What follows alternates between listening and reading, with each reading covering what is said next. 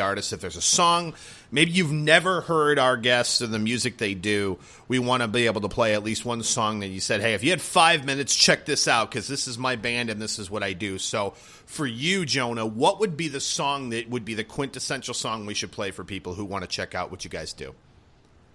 I think I'd go with Back for More from the Disciples of the Sun album by Pyramaze, because I think that it's got everything in there. It's got catchy melodies. It's got powerful vocals, lots of cool keyboards, fantastic drums, and it's very anthemic, and it will get stuck in your head. Very cool. Well, let's check that out right now, actually. This is off of Pyramaze's most recent album. Of course, they have a new one coming out in the works in 2017, which we cannot wait to talk more about. But for now, here's Pyramaze. Back for More. That was Back for More from Pyramaze's most recent album, Disciples of the Sun. Of course, joining us here on According to Metal is Jonah Weingarten from Pyramaze, from Universal Mind Project, and of course, Sentinels, which he's talked more about here on the show. And, dude, that's going to be awesome, too.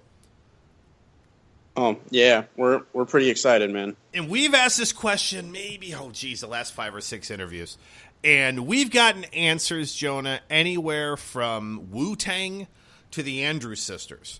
So my question to you is, we're metalheads. We listen to metal. We dig it. We love it. But what is your guilty pleasure when it comes to music? Like, what is something that you right now on this show are going to either shamedly or unashamedly admit that you listen to and don't give a crap what anyone thinks about you? That would probably be, I listen to like 90s Eurotrance music. Really? Yeah, I love it. Name some bands or some groups that we would know. ATB, Paul Oakenfold, Paul Van Dyke, Armin van Buuren. Yeah, those are some of the bigger ones right off the top of my head. Wow, that's not been... I know of Paul Oakenfold, of course, but I would... well, again, we get new answers all the time. My favorite one so far is Urban Breed, who of course you know.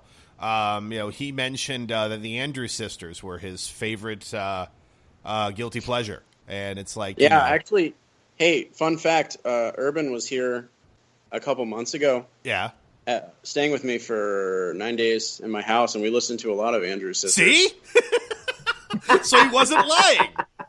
Yeah, no, dude, actually, when you said a few minutes ago that someone said Andrews Sisters, I was like, oh, it must have been Urban. It was absolutely Urban Breed, and I was like, what? He's like, no, I swear to God, they're amazing.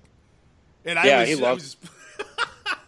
I actually, awesome. because of him, I have a Pandora station for that. That's awesome. Nice. Yeah, no, it kind of, I'm with him. It like puts you in kind of a mood, brings you back to a certain time, I suppose. So there you go. So you have a newfound appreciation, and I'll have to get into some 90s Eurotrans and see what I think then, and kind of refresh my memory on some of the stuff that Jonah's into, because it's been a while. Yeah. Well, I mean, I grew up listening to New Age music with my mom, like Enya and Yanni and all that stuff, and I don't really think that Eurotrance is that far removed. No, that's true. As long as you don't mind the repetitiveness of the beat, but it puts you in a trance, that's kind of what it does. Well, so. Hence the name. Yeah, so that's right.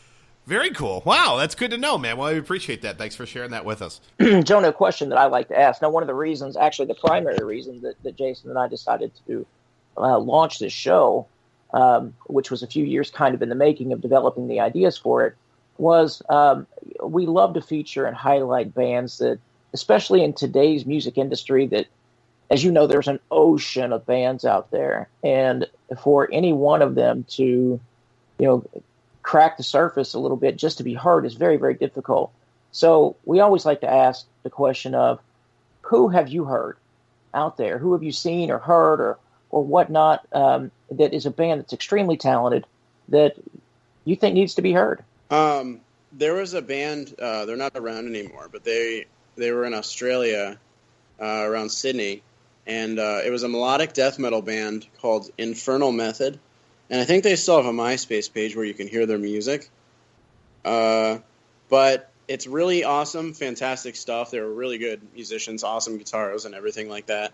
Sort of like a mixture of like Soilwork and Arch Enemy, I guess. Oh, sweet, dude. I'll totally dig that. Like, which era of Soilwork and Arch Enemy are we talking? the older stuff, I guess. Okay.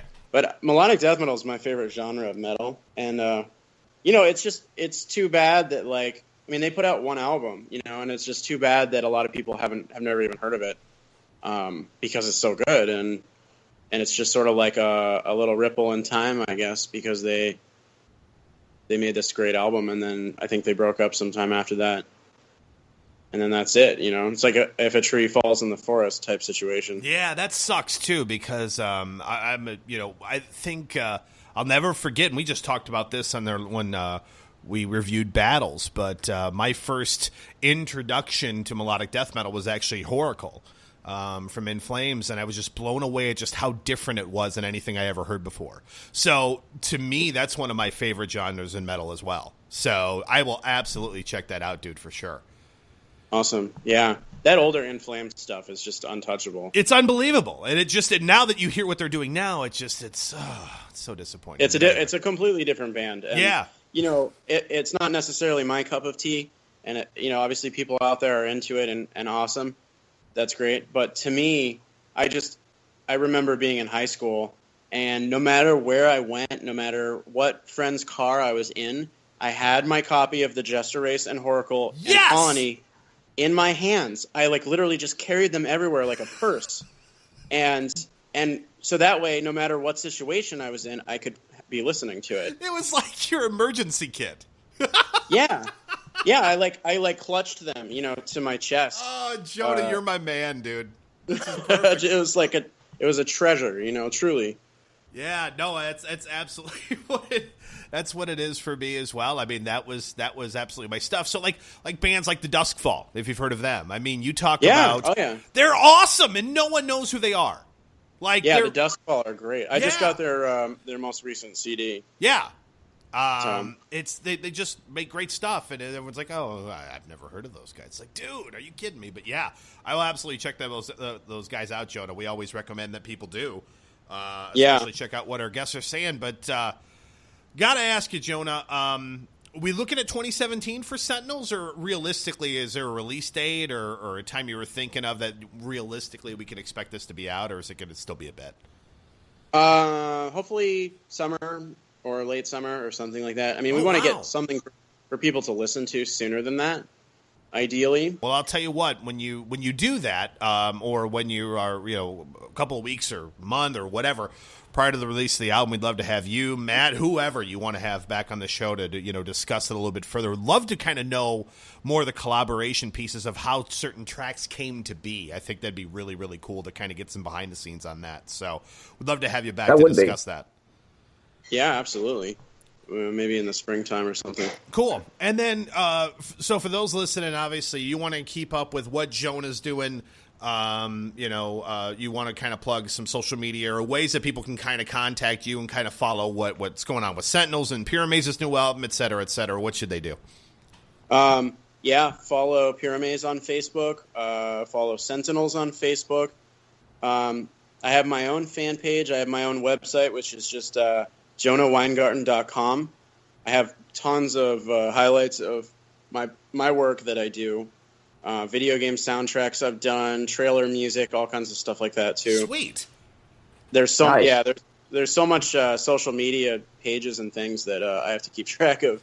Makes my head spin, but I read everyone's comments and I really appreciate it. And whether you like the page or like the status or whatever, or view the video, it's really appreciated and it goes noticed. Awesome. Well, Jonah, thanks so much for being on the show, man. We really appreciate it, and we'd love to have you back soon. Thanks for being on. Right. Yeah. Thanks, Jonah. Yes, it was an honor. Thanks, guys.